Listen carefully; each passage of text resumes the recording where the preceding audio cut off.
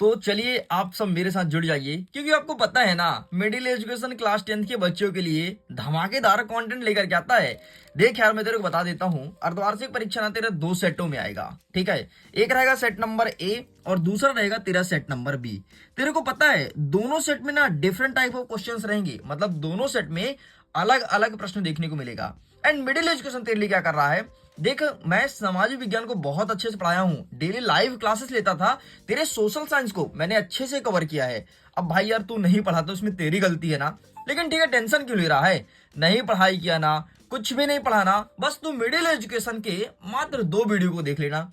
अगर तू 2 वीडियो को देख लिया, डेफिनेटली एग्जाम में अच्छे नंबर आएंगे। और सुन भाई, इसके पहले भी बहुत सारे बच्चों के अच्छे नंबर आए हैं, तेरे को यकीन नहीं होगा, मुझे पता है। एक काम करना, तू इंस्टाग्राम पर जा और वहां पर बच्चों के कमेंट्स पढ़ जो पिछले साल टॉप किए हैं, आज भी क्लास 11th में जो हैं याद करते हैं, बोले मिडिल एजुकेशन मिली वीडियो ला दो ना। एंड तू कमेंट जाकर इंस्टाग्राम में पढ़ सकता है, तुझे आइडियाज लग जाएंगे कि मिडिल एजुकेशन के कंटेंट में कितना दम होता है। देख यार, मैं कहता हूं नहीं हूं, सच में दम होता है। तू एक बार भरोसा करके जा, इन सारे क्वेश्चंस को अच्छे से याद करके जा, डेफिनेटली टॉप करेगा। अब देख, यहां पर मैं अर्धवार्षिक परीक्षा वर्ष 2024-25 के लिए लाया हूं, कक्षा 10वीं के सामाजिक विज्ञान के है। और ये तेरा दूसरा पेपर है, पहला पेपर हिंदी का है जो मैं सब कुछ कवर कर दिया हूं। तो चल फटाफट बिना टाइम वेस्ट किए ये भी कवर कर लेते हैं। समय तेरे को 3 घंटे दिए जाएंगे एंड टोटल 75 मार्क्स, मतलब 75 नंबर का तुम सबका पेपर रहना है। एंड यहाँ पर इंस्ट्रक्शन मौजूद है, जैसे सभी प्रश्न को हल करना अनिवार्य है। 1 से 5 तक तुमको वस्तुनिष्ठ प्रश्न देखने को मिलेगा, जो कि प्रत्येक प्रश्न के लिए 1 अंक निर्धारित किया गया है। 6 से 23 तक जितने क्वेश्चंस रहेंगे सभी में अतिरिक्त विकल्प रहेगा। तेरे को ना मानचित्र भी दिया जाएगा, इस बार मानचित्र भी भरना है, और उनके लिए भी मैंने बहुत अच्छे से वीडियोस बनाए हैं। तू प्लेलिस्ट में जा और सारे वीडियो को अभी भी 2x की स्पीड में देख सकता है। देखो, 6 से 17 तक जितने क्वेश्चंस रहेंगे सभी 2 अंक के रहेंगे। 18 से लेकर के 20 तक जितने क्वेश्चन रहेंगे सभी 3 अंकीय रहने वाले हैं। इस प्रकार से इंस्ट्रक्शन है, ये सब हम साइड करते हैं और आगे फटाफट बढ़ते हैं और सारे क्वेश्चंस को अच्छे से समझने का प्रयास करते हैं। अब देखो, यहां पर लिखा है सही विकल्प चुन करके लिखो, मतलब प्रश्न क्रमांक 1। हमारा पहला नंबर कहता है कि फर्स्ट वर्ल्ड वॉर, मतलब प्रथम विश्व युद्ध कब प्रारंभ हुआ था। देखो यार, अगर मैं फर्स्ट वर्ल्ड वॉर की बात करूं तो ये 1914 से हुआ था। टाइम पीरियड ध्यान रखना, 1914 से लेकर के 1918 तक पहला विश्व युद्ध हुआ था। और दूसरे की मैं बात करूं तो 1939 से लेकर के 1944 तक चला था। ये रहा दोनों वर्ल्ड वॉर की डेट, ये पहला था, ये दूसरा था। डेट याद रखना, डेट ही तेरे एग्जाम में आएगा। और ये प्रश्न 2020, 21, 22 फिर 24 में पूछा है, 23 बस में नहीं पूछा है, तो डेफिनेटली 25 में आने के चांसेस हैं। हमारा दूसरा नंबर कहता है जलियांवाला बाग हत्याकांड कब हुआ था। अब जलियांवाला बाग हत्याकांड की घटना कुछ ऐसी थी कि अंग्रेज अधिकारी ने आक्रोश में आकर के हमारे हिंदुस्तानियों पर गोली बरसाई थी, और ये जिस मैदान पे हुआ था उसका नाम था जलियांवाला। और जब ये हत्याकांड हुआ तो जलियांवाला बाग हत्याकांड नाम जुड़ गया, और 13 अप्रैल 1919 को हुआ था। तेरे को पता है 2000 से ज्यादा लोग मारे गए थे भाई, और तेरे को पता है 5000 से ज्यादा लोग घायल हुए थे। बहुत बड़ा कांड था यार, पूरा हिंदुस्तान का दिल एकदम दहल उठा था। तीसरा नंबर कहता है कि भारत छोड़ो आंदोलन कब शुरू हुआ। भारत छोड़ो मतलब हम अंग्रेज कह रहे थे यार अंग्रेज तुम यहाँ से चले जा भाई, अब बहुत हो गया, अंग्रेज तुम भारत छोड़ो, ठीक है। और ये आंदोलन की शुरुआत हमने करवाया था अगस्त 1942 में, मतलब मैंने नहीं करवाया था, उस टाइम पे तो मैं पैदा भी नहीं लिया था, लेकिन 1942 की ये घटना है। हमारे महात्मा गांधी का बड़ा योगदान था, इस चीज को ध्यान रखिएगा। आगे हमारा चौथा नंबर कहता है कि भारत में 2011 की जनगणना के अनुसार लिंगानुपात कितना है। भाई लिंगानुपात की बात कर रहा है, लिंगानुपात मतलब होता है 1000 पुरुषों में से कितनी महिलाएं हैं, इसे कहते हैं लिंगानुपात। एंड ये बात कर रहा है 2011 की। अगर इस टाइम की मैं बात करूं तो 1943 देखने को मिलता था, मतलब अगर हमारे हिंदुस्तान में 1000 पुरुष हैं तो उनमें से 943 महिला हैं, मतलब महिलाओं की संख्या कम है, ठीक है। इसीलिए कहते हैं महिलाओं का सम्मान करो, है ना, गलत नजर से मत देखो। आगे देखते हैं, हमारा 5वां नंबर कहता है भारत में बैंक जमा का कितने प्रतिशत भाग नगद के रूप में अपने पास रखता है। मतलब जैसे तुम कुछ चीज जमा कर रहे हो तो बैंक कितना परसेंटेज अपने पास नगद में रखेगा, बाकी इन्वेस्ट कर देगा, वो है 15%। तू जितना रखेगा देगा बैंक को पैसा, तेरा 15% ही बैंक रखेगी। आगे बढ़ते हैं, 6वां नंबर कहता है कि कौन सा क्षेत्रक सबसे अधिक रोजगार देता है। देख यार, प्राथमिक में कृषि आता है, द्वितीयक में उद्योग आता है, तीसरे में सेवा आता है, या फिर इनमें से कोई नहीं। तो इनमें से ना वैसे तो सभी रोजगार देते हैं, लेकिन सबसे अधिक देता है कृषि। तेरे को पता है 51% कृषि का योगदान है, बाकी फिर जो बचा 49% उसमें तेरे द्वितीयक और तृतीयक क्षेत्र का योगदान है। भाई बहुत, अरे तेरे को पता है यार हमारा हिंदुस्तान कृषि प्रधान देश है, यहाँ खेती सब लोग करते हैं और ज्यादातर यहाँ किसान है। भाई जिसको तू वीडियो देख रहा है ना, मैं भी किसान हूँ, ठीक है, मेरे यहाँ भी अच्छी खासी खेती होती है, हम लोग भी खेती करते हैं और खेती करके ही जीवन यापन करते हैं। चलो आगे बढ़ते हैं। नेक्स्ट कहता है प्रश्न क्रमांक 2, रिक्त स्थान की पूर्ति कीजिए। पहला नंबर कहता है विनिर्माण उद्योग समानता की डैश डैश डैश रीढ़ समझी जाती हैं, तो ये आर्थिक विकास के, समानता के आर्थिक विकास की रीढ़ समझी जाती है, तो यहाँ पे लिखोगे आर्थिक विकास, दैट्स इट, ये लिख के कंप्लीट कर देना। आगे देखते हैं दूसरा नंबर कहता है कि भारत में सड़क का जाल लगभग कितने किलोमीटर है। तेरे को पता है 56 लाख किलोमीटर सड़क बिछा है हमारे हिंदुस्तान में, और इसी में तुम गाड़ी दौड़ाते हो। अरे भाई तुम्हारे घर के सामने जो रोड निकली है ना, उसको भी काउंट किया गया है। इस प्रकार से पूरे हिंदुस्तान में 56 लाख किलोमीटर सड़क है। बाप रे, बहुत बड़ा डेटा है यार अपने अपने। चलो आगे बढ़ते हैं। नेक्स्ट कह रहा है हमारा तीसरा नंबर, मुद्रा के रूप में कागज के नोट और को क्या शामिल किया गया है। तो कागज की नोट चलता है और वर्तमान में हमारे हिंदुस्तान में सिक्के का प्रचलन है।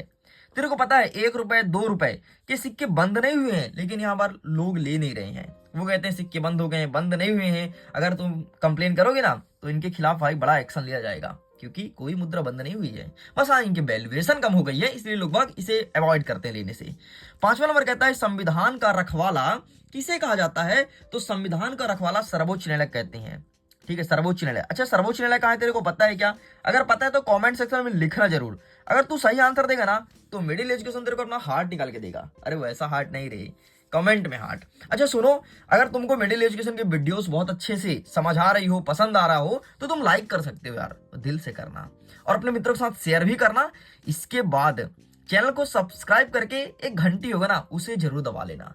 बहुत सारे बच्चे घंटी सब्सक्राइब तो करते हैं लेकिन घंटी दबाना भूल जाते हैं, और जैसे मिडिल एजुकेशन की वीडियो आती है तुम तक नहीं मिल पाती। फिर तुम कहते हो सर इसके वीडियोस डाल दो ना, मैं तो आपको रेगुलर फॉलो करता हूँ, आपने वीडियो नहीं डाला। फिर मैं कहता हूं देख यार भाई वीडियोस पड़ी है, तू जाके देख ले। इतना ही नहीं यार, सोशल मीडिया पे जुड़ सकते हो। फेसबुक पर MP4 मिलेगा, MP4 मतलब वहां पर वीडियोस मिलेंगे जो कि मिडिल एजुकेशन स्वयं बनाता है, तो लिंक डिस्क्रिप्शन बॉक्स में जुड़ो। टेलीग्राम पर PDF जो तुम देख रहे हो, इसका PDF टेलीग्राम पर, और लिंक डिस्क्रिप्शन बॉक्स में है, वहां पे लिखा है PDF का लिंक डाउनलोड करें, ऐसा कुछ करके वहां पे क्लिक करके तुम डाउनलोड कर सकते हो। एंड इंस्टाग्राम पर एक मैं चैलेंज कर रहा हूँ जो कि बहुत अजीब और गरीब चैलेंज है, उस चैलेंज से जुड़ना जरूर, और उस चैलेंज के साथ अगर तुम आगे बढ़ोगे डेफिनेटली MP बोर्ड के टॉपर कहलाओगे।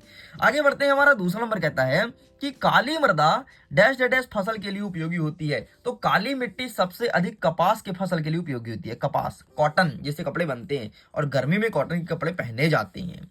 छठवां नंबर कहता है नागार्जुन बांध किस नदी पर बनाया गया है। तो जो नागार्जुन बांध है वो कृष्णा नदी पर बना है, कृष्णा, ठीक है, गंगा यमुना कृष्णा कावेरी नाम तो सुने होगा ना, तो कृष्णा नदी पर नागार्जुन बांध बनाया गया है। आगे बढ़ते हैं फटाफट। प्रश्न क्रमांक 3, सही जोड़ी को मैच कीजिए। हीराकुंड बांध, तो हम देखो पूरा दिखाता हूं, ठीक है, फटाफट सही जोड़ी मिलाने का अच्छा ट्रिक बताता हूं।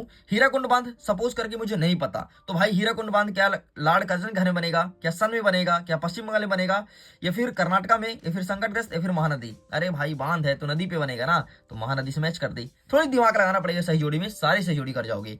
अब काला हिरण भाई संकटग्रस्त है, मतलब उसकी संख्या लगातार कम हो रही है, तो इससे इसको मैच कर देना है। बंगाल का विभाजन 1871 में हुआ था, ठीक है। इटली का एकीकरण, ये गलत हो गया। बंगाल का विभाजन 1800 नहीं हुआ भाई, 1947 के बाद हुआ है, ठीक है। तो बंगाल का विभाजन में आप लगाओगे लॉर्ड कर्जन, मतलब उस टाइम पे लॉर्ड कर्जन था, उसने ही बंगाल का विभाजन कराया था। इटली का एकीकरण 1871, ठीक है। जूट उत्पादन का राज्य, जूट सबसे अधिक कहां होता है, तो पश्चिम बंगाल में होता है, एंड कर्नाटका में कॉफी होता है। देख, का से कर्नाटका, का से कॉफी, ऐसे ध्यान रखिए। आगे बढ़ते हैं। नेक्स्ट कह रहा है प्रश्न क्रमांक 4, एक वाक्य में उत्तर दीजिए। पहला नंबर कहता है कि प्राथमिक क्षेत्र की 2 गतिविधि का नाम लिखो। गतिविधि मतलब प्राथमिक क्षेत्र में क्या क्या आता है। तो सबसे पहले कृषि तो आती है प्राथमिक क्षेत्र में, भाई तेरे को पता है। कृषि के बाद ना खनन भी आता है, अगर कोई चीज की खुदाई हो रही है वो भी प्राथमिक क्षेत्र में आएगा। बस 2 ही लिखना था ना, 2 हमारा कंप्लीट हो गया। नेक्स्ट हमारा कह रहा है प्रश्न क्रमांक 2, भारत में सबसे अधिक शिशु मृत्यु दर वाला राज्य का नाम बताओ। जहां पर शिशु मृत्यु दर मतलब बच्चे सबसे अधिक मर रहे हैं, तो भाई वो 13 ही राज्य है, मध्य प्रदेश, और यहीं पर सबसे अधिक बच्चों की डेथ हो रही है, छोटे में ही जन्म लेते ही डेथ होती है, ठीक है। नेक्स्ट कहता है तीसरा नंबर, संघ सूची के अंतर्गत रखे गए 3 विषयों को नाम लिखो कि संघ सूची में कौन कौन सा विषय है। वैसे तो संघ सूची में बहुत सारे विषय हैं, लेकिन 3 बोला है ना, तो सबसे पहले जिसमें तू यात्रा करता है वो हो गया रेल, दूसरा हो गया जो तुम्हारे घर चिट्ठी भेजता है डाकिया मतलब डाक, और तीसरा हो गया बचत। बचत मतलब अगर कोई चीज सेफ रखना है, हिंदुस्तान में आगे काम आए, कभी हिंदुस्तान तुम्हारा आर्थिक संकट से गुजरे तो इसके लिए ये सब संघ सूची के अंतर्गत रखे जाते हैं। चौथा नंबर कहता है कि चंद्रशेखर आजाद की मृत्यु कब और कहां हुई थी। तो चंद्रशेखर साहब की मृत्यु 1931 में हुई थी। कहां हुई थी भाई साहब? तो इलाहाबाद में हुई थी, है ना। आजकल लोग बाग इलाहाबाद या इलाहाबाद कहते हैं, थोड़ी आजकल का जो मॉडर्न जमाना आ गया है ना, कुछ का कुछ बोलते रहते हैं, इलाहाबाद को इलाहाबाद बोलेंगे, ये डिजाइन है भाई। पांचवा नंबर कहता है बंगाल का विभाजन कब एवं किसके शासनकाल में हुआ था। यहां पर था भाई बंगाल का विभाजन लॉर्ड कर्जन। तो बंगाल का विभाजन हुआ था 1905 में, और करने वाला व्यक्ति कौन था? Lord Curzon. यहां पर लिखा है, तू देख लेना। छठवां नंबर कहता है कि सुंदरवन राष्ट्रीय उद्यान किस राज्य में स्थित है। बच्चे को पता है, वेस्ट बंगाल मतलब पश्चिम बंगाल में है सुंदरवन डेल्टा। और पता है तेरे को, यहीं पर गंगा नदी समुद्र में गिरती है, यही है वो राष्ट्रीय उद्यान। चल भाई, ये भी कंप्लीट होता है। आगे बढ़ते हैं। नेक्स्ट कह रहा है प्रश्न क्रमांक 5, सत्य असत्य बनाइए, ठीक है, मतलब बताइए। पहला नंबर कहता है कि भारतीय कृषि 60% आबादी को आजीविका प्रदान करती। बिल्कुल सही है, मतलब 60% लोग ऐसे हैं जो इंडियन एग्रीकल्चर पे जीवित हैं। हमारा दूसरा नंबर कहता है कि महात्मा गांधी ने दांडी यात्रा साबरमती आश्रम से प्रारंभ की थी। बिल्कुल सही बात है, इन्होंने साबरमती से प्रारंभ की थी और दांडी नामक गांव तक गया था, इसलिए इस यात्रा का नाम दांडी यात्रा पड़ा है। समझ गए, ये है तुम्हारा सोशल साइंस। तीसरा नंबर कहता है असहयोग आंदोलन का प्रारंभ 1921 में हुआ था। नहीं रे, झूठ बोल रहा है, असहयोग आंदोलन 1921 में नहीं हुआ है। हमारा चौथा नंबर कहता है भारत में औपचारिक ऋण के प्रमुख स्रोत व्यावसायिक बैंक है। बिल्कुल सत्य है। मनरेगा 2005 से लागू हुआ, तो बिल्कुल सत्य है। मनरेगा के अंतर्गत 100 दिन का रोजगार दिया जाता है, और हमारे मध्य प्रदेश में वर्तमान में अगर कोई व्यक्ति एक दिन काम करता है उसे 244 रुपए दिया जाता है। ये है मनरेगा। छठवां नंबर कहता है मछली पालन प्राथमिक क्षेत्र की गतिविधि के अंतर्गत आता है। बिल्कुल सही है, चाहे मछली पालन हो, चाहे कुक्कुट पालन, भेड़ पालन, बकरी पालन, ये सब कुछ आपके प्राथमिक क्षेत्र के अंतर्गत आता है। दैट्स इट, ये होता है हमारा कंप्लीट। अब देख आगे बढ़ते हैं फटाफट, हम देखते हैं प्रश्न क्रमांक 6। छठवां नंबर कहता है उदारवाद से आप क्या समझते हैं। तो देखो, उदारवाद मतलब होता है कि तुम कहीं भी अपने सामान को बेच सकते हो, कोई दिक्कत नहीं है, उसे कहते हैं उदारवाद।